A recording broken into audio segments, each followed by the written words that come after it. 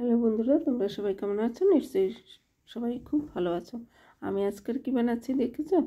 এটা কিন্তু সজনে ফুলের রেসিপি।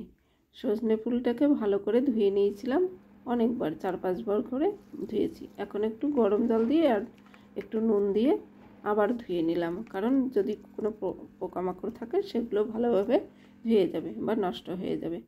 এই যে উঠিয়ে নিলাম। এবারে সরষের তেল দিয়ে দিলাম একটু, তার ভিতরে দিয়ে দিলাম গোটা লঙ্কা শুকনো আর জিরা ফোড়নে, তারপরে আলু দিয়ে দিলাম, তারপরে বেগুন। আলুটা একটু সেদ্ধ হবে, তারপরে বেগুন দিয়ে দেবো। বেগুনটা আর আলুটা মোটামুটি সেদ্ধ হয়ে আসবে যখন, হাফ সেদ্ধ, তখন আমি সজনে ফুলগুলো দিয়ে দেবো। সজনে ফুল এর ভিতরে দিয়ে দিলাম হলুদ, আর এই দেখো প্রায় হয়ে গেছে সেদ্ধটা। এই যে চেপে দেখছি হয়ে গেছে। সজনে ফুল খাওয়াটা খুব উপকারী। আর এখন আমি দিয়ে দিলাম সজনে ফুল।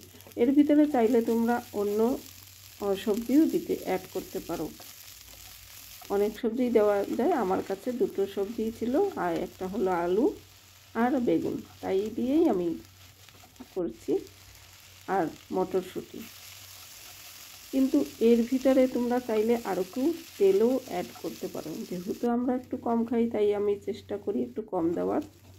নুন দিয়ে দিলাম, বাস হয়ে গেল, নেড়ে চেড়ে রেডি।